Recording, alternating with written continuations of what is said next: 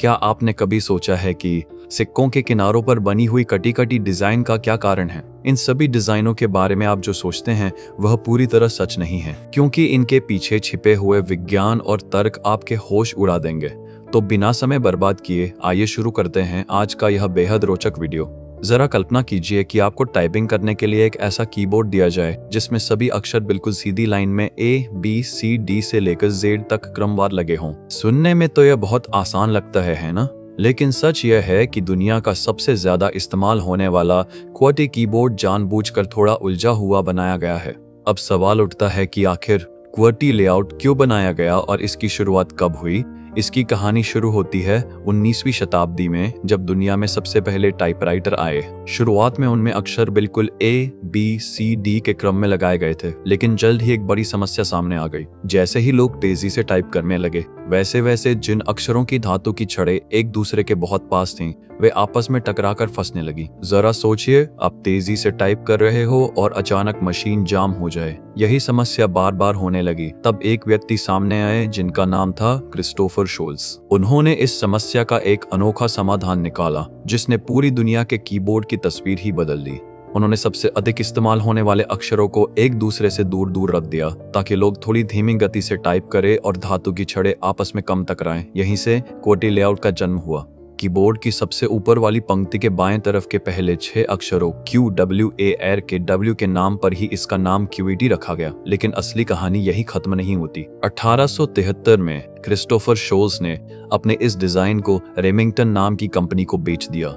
इसके बाद रेमिंगटन ने लाखों टाइपराइटर इसी QWERTY लेआउट के साथ बेचना शुरू कर दिए। धीरे धीरे पूरी दुनिया के लोग इसी लेआउट के आदी हो गए। जब एक बार लोगों की आदत बन गई तो फिर कोई दूसरा लेआउट ज्यादा सफल नहीं हो पाया। बाद में डोरेक और कोलमैक जैसे कई नए कीबोर्ड लेआउट भी आए जो QWERTY की तुलना में तेज और अधिक सुविधाजनक माने जाते हैं। लेकिन तब तक दुनिया QWERTY की इतनी अभ्यस्त हो चुकी थी कि कोई भी नया लेआउट उसे पीछे नहीं छोड़ सका। आज तो स्मार्टफोन और कंप्यूटर में धातु की छड़ों का कोई अस्तित्व ही नहीं है, फिर भी हम सभी QWERTY कीबोर्ड का ही उपयोग करते हैं। यानी QWERTY लेआउट किसी वैज्ञानिक कारण से नहीं, बल्कि एक पुराने टाइपराइटर की तकनीकी सीमाओं के कारण बना था, और आज तक यह सिर्फ इंसानों की आदत की वजह से जिंदा है। जरा सोचिए, अगर उस समय टाइपराइटर की धातु की छड़ें कभी फंसती ही नहीं तो शायद आज पूरी दुनिया ABCD वाले सीधे कीबोर्ड पर टाइप कर रही होती और हमारी टाइपिंग की दुनिया बिल्कुल अलग होती। क्या आपने कभी ध्यान दिया है कि सिक्कों के किनारों पर छोटी छोटी धारियां या डिजाइन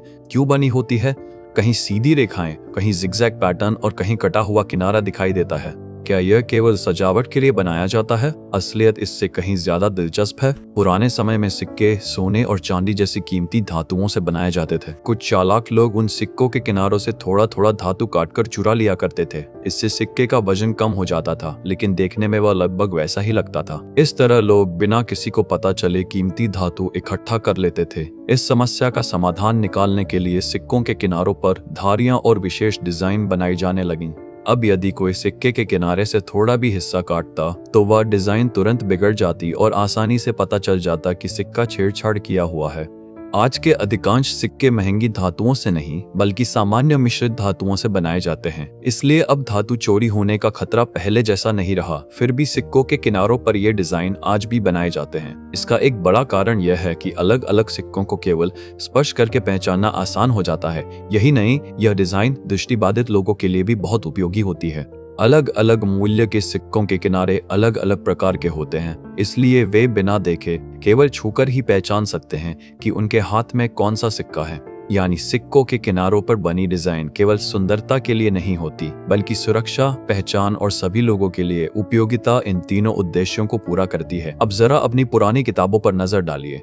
क्या आपने देखा है कि समय के साथ उनकी अंदर की पत्तियां पीली पड़ जाती हैं, जबकि उनका कवर अब भी काफी हद तक चमकदार और रंगीन दिखाई देता है? आखिर ऐसा क्यों होता है? इसका कारण कागज की बनावट में छिपा है। कागज मुख्य रूप से सेलुलोज नामक पदार्थ से बनता है जो पेड़ों से प्राप्त होता है। इसके साथ उसमें लिग्निन और कुछ अन्य रासायनिक तत्व भी मौजूद रहते हैं।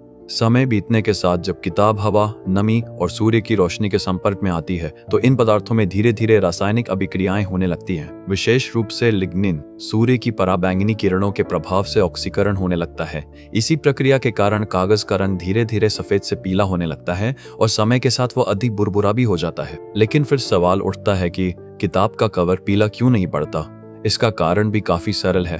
अधिकांश किताबों के कवर मोटे कार्डबोर्ड या प्लास्टिक लेपित कागज से बनाए जाते हैं। उनके ऊपर विशेष प्रकार की स्याही और सुरक्षात्मक परत चढ़ाई जाती है जो उन्हें हवा, नमी और सूर्य की किरणों से काफी हद तक बचाती है। इसी वजह से किताब का कवर वर्षों तक अपना रंग और चमक बनाए रखता है, जबकि अंदर के साधारण कागज के पन्ने धीरे धीरे पीले पड़ने लगते हैं।